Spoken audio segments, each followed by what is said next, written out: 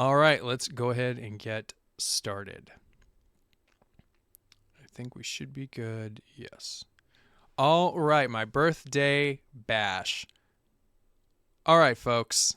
So this is my gaming timeline. We're going to start all the way back from 1990 to 1999. And this will be, I have broken my life into four categories or four generations. And the first one is the early love era. So this is the era that I fell in love with video games. And let me some goosebumps. Yes, so you're going to see all sorts of stuff that are very reflective of dear old Benji here. Things that were always that had an impact on me, things that just remind me of that period. There's some nostalgic things. So we've got Goosebumps. We've got the Green Ranger for Power Rangers. I was a big Power Ranger fan. Luke Skywalker from Return of the Jedi, which is my favorite Star Wars film. You've got Brooklyn from The Gargoyles. And you've got Gambit from X-Men. And then on the bottom, you got certs, which if anyone, yes, exactly, some certs. You get some wintergreen certs here. I love them back in the day. Unfortunately, they do not sell them anymore. So that's just, I've pretty much moved to doing icebreakers because it's the closest thing. I usually do the wintergreen icebreakers. And then during the Christmas time, I pick up the candy cane. And then on the bottom left here are the four masks from the Three Ninjas. If you are familiar with the film, you've got the red one, which is their grandfather, and then you've got from left to right, the yellow is Tum Tum, the blue is Colt, and green is Rocky. All right, so let's go ahead and pop on. So in 1994, the first system ever played was the NES, was the original Nintendo. So I don't have a great deal of memories with the original Nintendo outside of I remember playing it. And I recall playing it, I don't know where, and I think that it was my parents, at least I'm pretty sure, the one that I remember playing is. And I remember playing Duck Hunt. And that is the first video game that I ever recall playing. It had the little plastic, like silver and orange gun or gray and orange gun, and was just shooting ducks on the screen. And I remember playing it, and at the time, it didn't really capture me. I thought it was okay. But it was the first thing that introduced me to what video games were, and they pretty much have been part of my entire growing up. I can't remember a time where I didn't at least know that there were video games. I think I would just came in at a time where being at four is really where a lot of people start having, conscious memory, and my first memory, one of my first memories is sitting and playing Duck Hunt and being excited to do it, not really fully grasping what I was supposed to be doing, but thinking it was a lot of fun. So the NES, that's really the only game I can say that I remember. I know obviously there are other classics, like the actual original Mario games, but I don't recall playing any of them. I just remember Duck Hunt. So that was in 1994. Now we're going to be moving on to 1996, which is a whole different story, and that is when we got the Super Nintendo, the SNES, and this I do recall very vividly. At the time, I was living out in Tennessee, and we lived on a farm. And your first console too, Snacks? That's awesome. The Super Nintendo, yes, it's a great console, a great first console to really get into games. And my grandfather actually purchased it for us for Christmas as a family. He was visiting. He lived out in New Jersey, and he visited us quite often. And one Christmas, he gifted us a wonderful Super Nintendo for the family. I think a second controller, and it came with Donkey Kong Country, and then it also came with Mario Paint and the mouse pad set to play Mario Paint. So I remember those were the first two video games we had. We played a bunch of both. I loved both games a lot.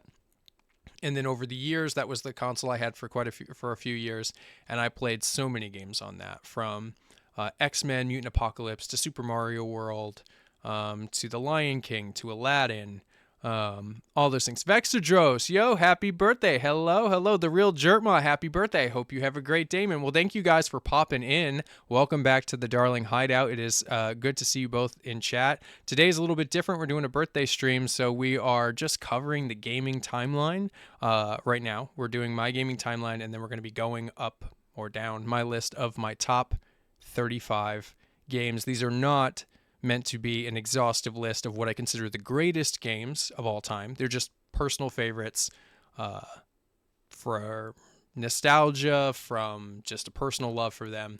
So we'll be getting to them in a second. Right now, we're literally just starting off talking about the gaming timeline. That we're going from 1990 to 1999, and we just talked about the NES, and now the second console that I ever played, which is the SNES. And yeah, as I mentioned, it was a gift from our grandfather, and we played so many games, from Aladdin and Lion King and Super Mario World, Donkey Kong Country 1, 2, and 3. There are just a lot of games. X-Men Mutant Apocalypse, Batman Forever. There are just so many games on it, and it really was my introduction to video games. As I said, I'd played the NES, but I just only played one game, and I only recall Duck Hunt a little bit. It's really the SNES that I remember thinking, like, man, I really like video games. Whatever this is really interesting.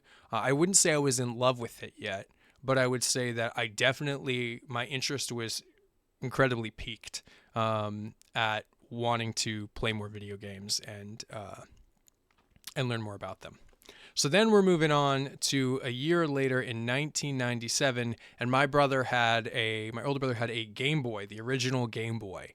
And I remember thinking it was very cool, but I also remember not liking it because it had a green screen. It didn't have color. It was just a green screen. And the games that he had, I think he had like, Paperboy, and he also had Killer Instinct, which Killer Instinct was pretty cool. But otherwise, I didn't love it. I think he had Tetris. I think they were all mostly packaged with Tetris. And I didn't love it, but I thought it was cool. And it was the starting point for an eventual love for handheld gaming. And so it was the Game Boy in 1997. So now we're going to move on. So now this is where it's going to start to kick off for my actual love for video games. And that was in 1999, and I got a Nintendo 64. I got I want to say this was Christmas. I think this might have been Christmas of 1999. And I remember that I had no idea what a Nintendo 64 was.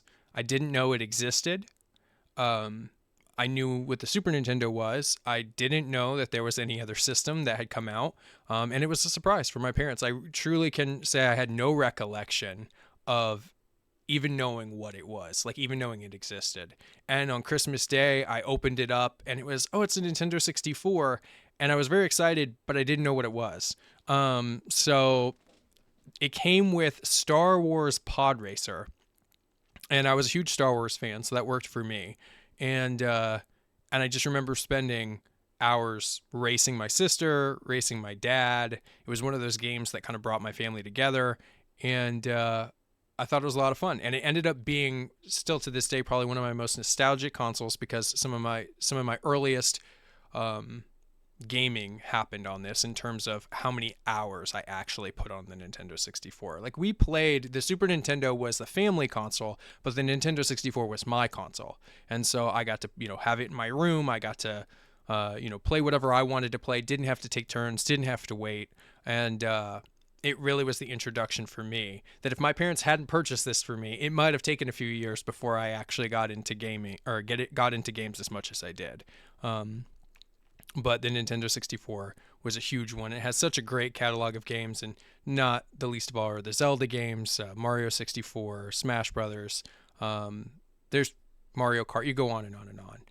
But we had things like Bomberman 64 and Gex and Donkey Kong 64, and just a lot of great games. The 007 games, Tony Hawk games, a lot of awesome games on that console.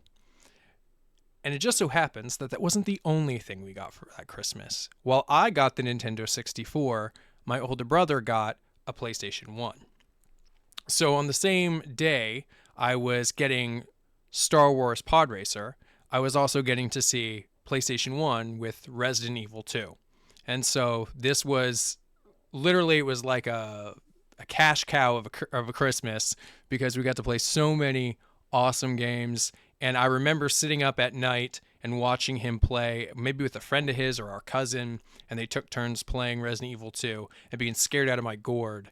Now it looks silly, but back then, seeing the zombies reach through the walls and try to grab at you, and it's just the zombie dogs and all those types of things. It was spooky for a 9-year-old. So that was that was for the PS1, and it ended up being one of my favorite consoles. I don't know which one I think I played more of. There's a lot of great games like Twisted Metal, the original like SmackDown games. As I said, Resident Evil 2. I played a lot of games. Final Fantasy 7 on the PS1. And that will conclude the early love era of gaming.